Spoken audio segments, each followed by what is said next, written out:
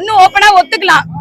நாங்க வந்து உங்களுடைய திட்டங்கள் இல்லாம எங்களால வெற்றி பெற முடியாது, அதனாலதான் நாங்க உங்க திட்டத்தை வந்து காப்பி அடிக்கிறோம் அப்படின்னு சொல்லிட்டாவது ஒத்துக்கலாம். அதையும் ஒத்துக்க மாட்டாரு.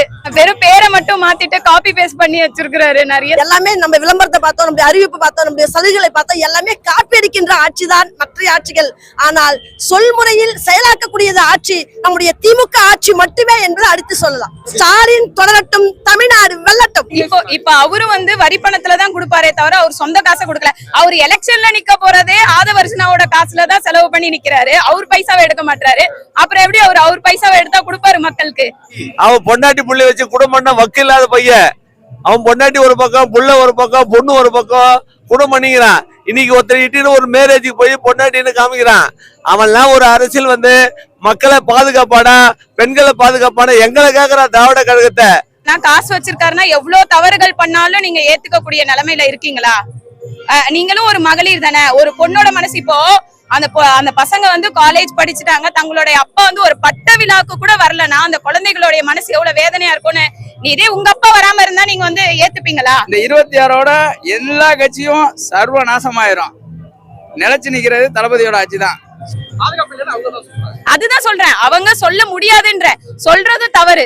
ஏன்னா நீங்க ஆட்சிக்கு வந்தாதாங்க எங்களுக்கு பயமா இருக்கும். பெண்கள்லாம் பயத்துல இருக்கணும். எங்க திராவிட மாடல் ஆட்சி இருக்க வரையும் அது மக்களுக்கான ஆட்சி, பெண்களுக்கான ஆட்சி. அது என்னைக்குமே தவறு நடக்காது. நீங்க வந்தாதான் தவறு நடக்கும். ஏன்னா குடும்பத்துல இருக்க பெண்ணையே உங்களால ஒழுங்கா வந்து இது பண்ண முடியல, பாத்துக்க முடியல. நீங்க வந்து எப்படி மகளிரை வந்து பாத்துப்பீங்கன்னு நாங்க எப்படி நம்புறது? மாநாடுல செம்மையா சூப்பரா பண்ணிருக்காங்க. சாப்பாடு அதே மாதிரி வந்து எல்லாருக்கும் வந்து போட்டுட்டே தான் இருக்காங்க. காலியான இதுவே கிடையாது. எல்லாருக்குமே கூப்பிட்டு கொடுக்குறாங்க. சிறப்பா இருக்கு சாப்பாடு. வெஜ் தனியா, நான்வெஜ் தனியா வேற இருக்கு. ஏன் இவரெல்லாம் மாலை போட்டிருக்காரு, நான்வெஜ் சாப்பிட மாட்டாரு, வெஜ் தான் சாப்பிடுவாரு. வெஜ்ஜும் கரெக்டா போடுறாங்க, நல்லா போடுறாங்க. எனக்கு பிடிச்ச திட்டம் வந்து வெற்றி நிச்சயம் திட்டம். ஏன்னாக்கா வந்து நம்மளுடைய மாணவர்கள் வந்து படிச்சு முடிச்சுட்டு சிலர் வந்து வேலை இல்லாம இருக்காங்க இல்லையா, அவங்களுக்கு தனியா வந்து அந்த திட்டத்தின் மூலியமா கவர்மெண்டே வந்து கோச்சிங் கொடுத்து பிளஸ் ஃப்ரீயா சாப்பாடு, தங்குற இடம் எல்லாமே வச்சு கொடுக்குறாங்க. பிளஸ் பிரைவேட் நிறுவனங்களையும் வேலை வாய்ப்பு ஏற்படுத்தி தராங்க. அதனால வெற்றி நிச்சயம் திட்டம் எனக்கு ரொம்ப பிடிக்கும். வெறும் பேரை மட்டும் மாத்திட்டு காப்பி பேஸ்ட் பண்ணி வச்சிருக்கிறாரு நிறைய ஸ்கீம். எடுத்துக்காட்டுக்கு நம்ம புதுமை பெண் திட்டத்தை எல்லாம் காமராஜர் திட்டம், விடியல் பயணம் திட்டத்தை வெற்றி பயணம் திட்டம் அப்படிலாம் அறிவிச்சிருக்காரு. இல்ல ஒண்ணு ஓப்பனா ஒத்துக்கலாம். நாங்க வந்து உங்களுடைய திட்டங்கள் இல்லாம எங்களால வெற்றி பெற முடியாது, அதனாலதான் நாங்க உங்க திட்டத்தை வந்து காப்பி அடிக்கிறோம் அப்படின்னு சொல்லிட்டாவது ஒத்துக்கலாம். அதையும் ஒத்துக்க மாட்டாரு. அவர் என்ன கணக்குல சொல்றாருன்னு தெரியல. நம்ம கொடுத்தா இலவசம் வந்து தவறுன்றாரு.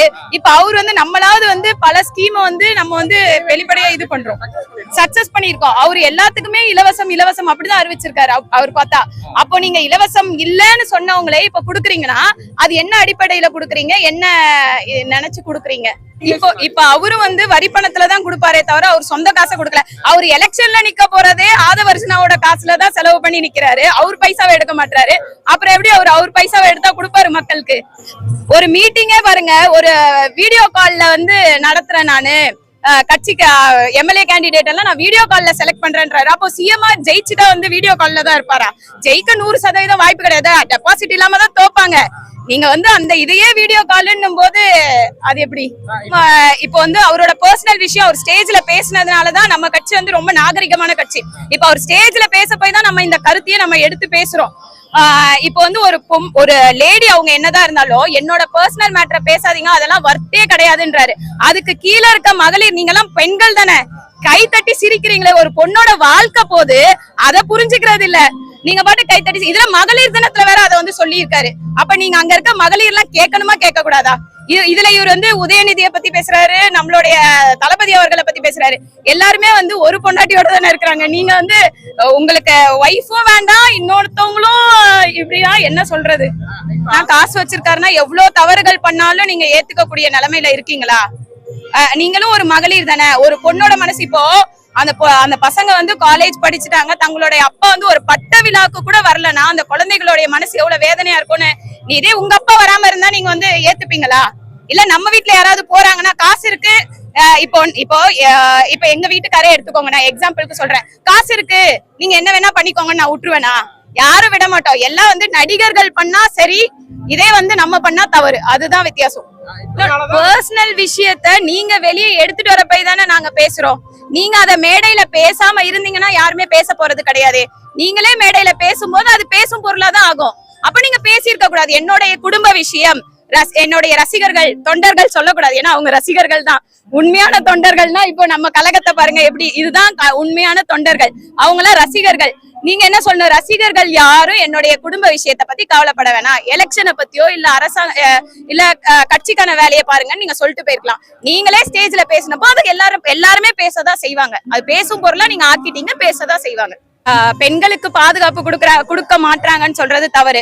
ஏங்க நிறைய காவலர்கள் இருக்காங்க. நான் ஒரு இதையே சொல்றேனே நானு, இப்ப நைட் டைம்ல பெண்கள் வேலைக்கு போயிட்டு வரும்போது பயமா இருந்தா இல்ல உங்களுக்கு வீடு வரைக்கும் கொண்டு போய் காவலர்களே இரவுல விடுற அளவுக்கு நம்ம தமிழ்நாடு இப்ப பாதுகாப்பா இருக்கு. அப்படி இருக்கும்போது பாதுகாப்பு இல்லைன்னு சொல்ல முடியாது. அதுதான் சொல்றேன், அவங்க சொல்ல முடியாதுன்ற சொல்றது தவறு. ஏன்னா நீங்க ஆட்சிக்கு வந்தாதாங்க எங்களுக்கு பயமா இருக்கும். பெண்கள்லாம் பயத்துல இருக்கணும். எங்க திராவிட மாடல் ஆட்சி இருக்க வரையும் அது மக்களுக்கான ஆட்சி, பெண்களுக்கான ஆட்சி. அது என்னைக்குமே தவறு நடக்காது. நீங்க வந்தாதான் தவறு நடக்கும். ஏன்னா குடும்பத்துல இருக்க பெண்ணையே உங்களால ஒழுங்கா இது பண்ண முடியல, பாத்துக்க முடியல. நீங்க எப்படி மகளிரை பாத்துப்பீங்கன்னு நாங்க எப்படி நம்புறது? இங்க 10 லட்சம் நிர்வாகிகள் கூடுகின்ற அளவிற்கு மாநாட்டினுடைய ஏற்பாடுகள் மிகச் சிறப்பாக மிக அம்சமாக இருக்கின்றது. இங்க வருகின்ற அன்பர்களுக்கும் தொண்டர்களுக்கும் திமுக தொண்டர்களும் மிக சிறப்பாக முன்னிருந்து நடத்துகின்ற எல்லாருமே அந்த திமுகவினுடைய கழக தோழர்கள் என்பது அதாவது உயிர் மூச்சாக இருக்காங்க. ஒவ்வொருத்தருமே ரொம்ப மகிழ்ச்சியாக இருக்கு. பெண்களுக்கு மிக சிறப்பாகவும் பாதுகாப்பு ஏற்பாடு செய்யப்பட்டுள்ளது. நம்முடைய ஆட்சி கட்டாயம் நம்முடைய ஆட்சிதான் என்று உறுதியாக சொல்லலாம். அந்த அளவுக்கு மிகச் சிறப்பான ஏற்பாடுடன் திகழ்கின்றது. வாழ்க தமிழகம், வாழ்க நம்முடைய ஸ்டாலின் ஆட்சி, வளர்க வளர்க, விடியல் ஆட்சி வளர்க. அந்த கூட்டத்தை விட 41 மக்கள் அங்க அந்த கூட்டத்துல முதல்ல இருந்தாங்க. மீண்டும் அங்க ரசிகர் பெருமக்கள் எல்லாம் போகும்போது ஒவ்வொரு உயிரிழப்பதான் நம்ம காண்றோம். நெஞ்சு பதறுகின்றது. சரிங்களா? அதாவது பாரதியார் சொல்றது போல நிலைகட்ட மனிதனை நினைத்து விட்டால் பதறுகின்றது நெஞ்சம் என்பது போல இருக்கின்றது அந்த கூட்டம். நம்முடைய கூட்டம், திமுகவினுடைய கூட்டம் மிக சிறப்பாக மக்களுக்கு பாதுகாப்பு மட்டுமல்ல, மிக ரொம்ப அன்பான தோழமையுடன் நடக்கின்ற நம்முடைய ஸ்டாலின் ஆட்சியும் நம்முடைய சிறப்பு மாநாடும் மிக சிறப்பாக இருக்கின்றது. வாழ்த்துக்கள் வாழ்த்துக்கள் வாழ்த்துக்கள். தற்குறிகள் பேசுவது போலலாம் திமுகவுக்கு எதிர்ப்பாக தீய சக்திகள்லாம் அங்க செயல்படுகின்றது. அது போல பெண்களுக்கு மிக ஆதரவாக இப்ப திடீர்னு பாத்தீங்கன்னா நாங்க இரவெல்லாம் தூங்குற பெண்கள்லாம் எழுந்து பார்த்தா அக்கௌண்ட்ல எங்களுக்கு 5000 ரூபாய் வந்திருக்கு. மிகப்பெரிய சர்ப்ரைஸ். அது உண்மையா பாத்தீங்கன்னா ஆச்சரியம், ஆனால் உண்மை என்பது போல மிக சிறப்பாக இருந்தது. பெண்களுக்கு மிக உதவி தொகையாக இருந்தது. எங்க பெண்கள்லாம், எங்க தெருவில் இருக்கிற பெண்கள்லாம் தூங்கவே இல்லை. உடனே எல்லாரும் போயிட்டு லைன்ல நின்று அந்த 5000 ரூபாய் எடுக்க ஆரம்பிச்சிட்டாங்க. அவ்வளவு ஒரு சிறப்பான ஆட்சி. பெண்களுக்கு மட்டுமே, பெண்கள் மட்டுமில்லை, அனைவருக்குமே, தமிழகத்தில் உள்ள மக்கள் அனைவருக்குமே பாதுகாப்பு நிரம்பியது. உதவினாவே நம்முடைய திமுக ஆட்சிதான் என்பதை இந்த 5000 ரூபாய் மட்டுமல்ல, மென்மேலும் மக்களுக்கு சிறப்புற உதவியுடன் செய்து வருகின்ற ஆட்சி என்றால் நம்முடைய முதலமைச்சருடைய திமுகவினுடைய ஆட்சிதான் என்பதை நம்ம அழகாக அன்பாக சொல்லலாம். இலவச பேருந்து அப்படின்னு சொல்லும் போதே அது மகளிருக்கு தான். இப்ப ஆண்களை எடுத்து பேசுற மாதிரி இருக்கு எல்லாமே. ஏன்னா பெண்கள்னாவே அது நாங்க ரொம்ப உரிமையா போறோம்னா 10 ரூபாய் கூட எங்களுக்கு தேவையில்ல, ஹேண்ட்பேக் மட்டும் எடுத்துட்டு போனோம். பேக்கை ஒண்ணு மாட்டிக்கிறோம், அவன் வேலைக்கு போறோம்னு காமிச்சிக்கலான்னு நாங்க பேக்கை மாட்டிக்கிறோம். 10 காசு கையில கிடையாது. எங்க போனாலும் நாங்க என்ன பண்றோம், இன்னைக்கு தமிழ்நாடு அளவுல ஒவ்வொரு டவுன் பஸ்ஸா ஏறி போனாலும் நாங்க சென்னை போய் சேர்ந்துருவோம். அந்த அளவுக்கு இருக்கு. மிக பாதுகாப்பாவும் இருக்கு. பெண்கள் பஸ்ல இலவசம் என்பது ரொம்ப மகிழ்ச்சியாவும் இருக்கு. பெண்களுக்கு இலவசம். ஏன்னா வருமானம் இல்லாத பெண்கள் கூட அந்த மாத உதவித்தொகை, உதவித்தொகை அல்ல, பெண்களுக்கான உரிமை தொகை, அந்த 1000 ரூபாய் என்பது எவ்வளவோ வறுமையில் வாடுகின்ற அந்த ஏழை தாயினுடைய அந்த குடும்பங்கள், ஏழை பெண்களுடைய குடும்பங்கள், கணவனால் கைவிடப்பட்ட பெண்கள், கணவனால் வருமானம் ஈட்ட முடியாத பெண்களுக்கு கூட அந்த 1000 ரூபாய் என்பது ஒரு மாதத்துடைய செலவாக அதை திகழ்கிறது. உண்மையிலேயே ரொம்ப மகிழ்ச்சியான விஷயம். அந்த பெண்களுக்கு இன்னும் ஒரு மற்றற்ற மகிழ்ச்சி என்னன்னு பாத்தீங்கன்னா, அந்த மைக்ரோசெட் பேங்க்ல பாத்தீங்கன்னா எப்போதுமே கூட்டம் இருக்கும். என்னன்னு பாத்தீங்கன்னா பெண்களுக்கு தள்ளுபடி, சுய உதவி குழுக்களுக்கு பெண்களுக்கு ரொம்ப தள்ளுபடியா இருந்தது. அது பெண்களுக்கு இன்னும் மென்மேலும் ஊக்கத்தை அளிக்கக்கூடியதாக இருக்கின்றது. உண்மையிலேயே முதல்ல அறிமுகப்படுத்துவதும், அறிவிப்பு விடுவதும், சலுகைகளை செய்வது மட்டுமல்ல, செயல் மட்டுமல்ல, சொல் மட்டுமல்ல, செயல்களிலும் வெற்றி காணக்கூடியது நம்ம திமுக அரசு தான். ஏன்னு சொன்னா மத்த அரசுகள் எல்லாமே சொல்லக்கூடாது, ஆனா இருப்பினும் சொல்ற பேட்டின்னு வந்துட்ட பிறகு எல்லாமே நம்ம விளம்பரத்தை பார்த்தோம், நம்முடைய அறிவிப்பு பார்த்தோம், நம்முடைய சலுகைகளை பார்த்தோம், எல்லாமே காப்பி அடிக்கின்ற ஆட்சி தான் மற்ற ஆட்சிகள். ஆனால் சொல்முறையில் செயலாக்கக்கூடியது ஆட்சி நம்முடைய திமுக ஆட்சி மட்டுமே என்பதை அடித்து சொல்லலாம். ஸ்டாலின் தொடரட்டும், தமிழ்நாடு வெல்லட்டும். நேத்து விசில் அடிச்ச விஜய் நாங்க தான், தமிழ்நாடு எங்கள் தான், பருக்கொரி அவன் பொண்டாட்டி புள்ளி வச்சு குடும்பம்னா வக்கு இல்லாத பையன். அவன் பொண்டாட்டி ஒரு பக்கம், புள்ள ஒரு பக்கம், பொண்ணு ஒரு பக்கம் குடும்பம் பண்ணிக்கிறான். இன்னைக்கு ஒருத்தர் இட்டின்னு ஒரு மேரேஜுக்கு போய் பொண்டாட்டின்னு காமிக்கிறான். அவன்லாம் ஒரு அரசியல் வந்து மக்களை பாதுகாப்பானா, பெண்களை பாதுகாப்பானா எங்களை கேட்கறான். திராவிட கழகத்தை முத்துவேல் கருணாநிதி ஸ்டாலினை வந்து கேட்கறான், மக்களுக்கு பெண்களுக்கு பாதுகாப்பு இல்ல, தமிழ்நாட்டுக்கு பாதுகாப்பு இல்லைன்னு. அவன் பொண்டாட்டிக்கு அவன் பாதுகாப்பு இல்ல, அவன் பொண்ணு பிள்ளைக்கு அவன் பாதுகாப்பு இல்ல. இன்னைக்கு காரி மீது விசில் அடிச்சு குடிச்சு ஓடுது. அவனுக்கு அவன் பின்னால போறான் அத்தனை பேரும் நடிகரு, ரசிகரு, மொத்தமே ஒருத்தவனா அவன் பின்னால ஓட்டு போடாத ஆளுங்க. இன்னைக்கு எங்களை வந்து இழிவுபடுத்துறான். அவன் வந்து வளர முடியாது, வாழ முடியாது. இந்த திராவிட கழகம் 75 ஆண்டுகளா, இந்த 1972 ஆண்டுகளா இந்த திமுகவை அழிக்க யாராலும் பண்ண முடியாது. இந்திரா காந்தில இருந்து 10 பண்ணிட்டான், வாஜ்பாய் பண்ணிட்டான், மோடி பண்ணிட்டான், எல்லாமே பண்ணியாச்சு. எங்க கழகத்தை அழிக்க யாராலும் பண்ண முடியாது.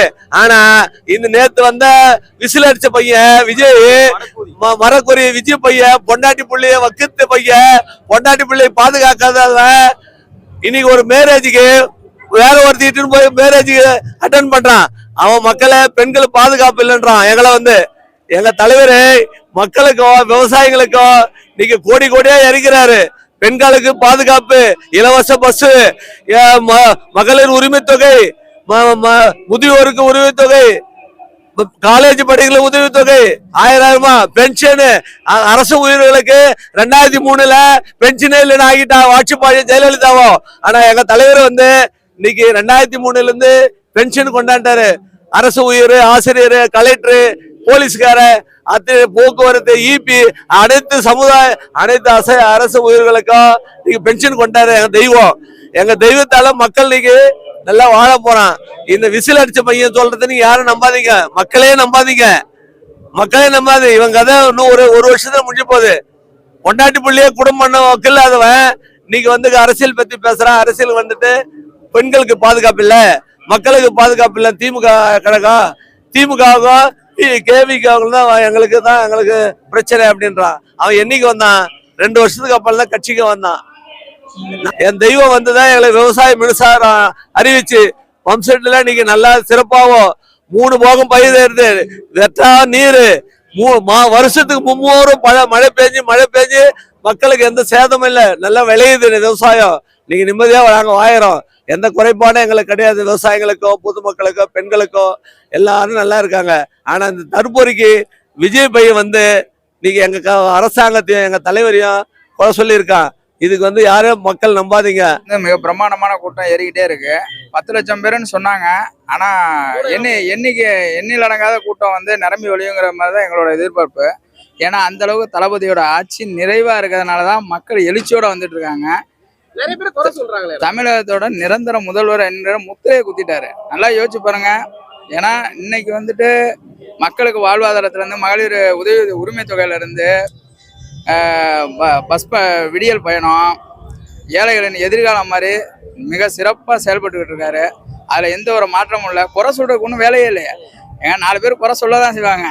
போட்டுவார் தூட்டா வாழ்ந்து கொண்டே இருக்கிற மாதிரி தளபதியோட ஆட்சி இன்னும் என்ன எட்டாக்கணி மாதிரி எல்லாத்துக்கும் இனிமேல எதிர்கட்சிகள்லாம் அது எட்டாக்கணியா தான் போகும். இனிமேல எதிர்கட்சிகளுக்கு எட்டாக்கணி தான் வந்து இந்த முதலமைச்சர் பதவிங்கிற மாதிரி தளபதி கொண்டு வந்துருவாரு. அதாவது அவருக்கு நல்லா பாருங்க, ஓட்டுரிமை இல்லாத ஒரு நிர்வாகிகளை கூட்டிட்டு வந்து ஓட்டு கேட்க வழிவகை பண்றாரு. அவரால் என்ன பண்ண முடியும்? ஒரு வார்டு கவுன்சிலர் நிக்கட்டும், ஒரு ஊராட்சி மன்றத்துல எத்தனை ஓட்டு இருக்குன்னு சொல்ல சொன்னா கூட தெரியாது. தீய சக்தினா அவர் என்ன பண்ண 41 பேர்த்த போய் கொன்னுட்டு வீட்டுக்கு போய் பார்க்கல. அதுக்கப்புறம் இப்ப கூட 5 பேர் வந்து விழுந்தாங்க. ஒரு தன்னோட ரசிகரவே கட்டுப்படுத்த முடியல. இவர் ஆட்சியை வச்சு மகளிருக்கு திமுக வந்து ஊழல் கட்சிங்கிறாரு. ஆனா வந்துட்டு அவர் என்ன பண்றாரு? பட்டு சேலைங்கிறாரு, தரமான பட்டு சேலைங்கிறாரு, ஒரு பவுன் தாலிக்கு தங்கங்கிறாரு. இன்னைக்கு ஒரு பவுன் வந்து 1.5 லட்சம் ரூபா வருது. அப்ப எவ்வளவு பேத்துக்கு இவர் தந்துருவாரு? அப்ப இவரு வந்து என்ன எந்த ஒரு இதுல என்னன்னே தெரியாம பேச தெரியாம பேசி வந்துட்டு இப்ப வீட்டுக்கு போயிடுவாரு. இந்த நிலைச்சு நிக்கிறது தளபதியோட ஆட்சி தான். ஸ்டாலின் தொடரட்டும், தமிழ்நாடு வெல்லட்டும், நிரந்தர முதல்வர் தலைவர் தளபதி என்றும் வாழ்க வாழ்க வாழ்க வாழ்கவே, தலைவர் புகழ் ஓங்குவே.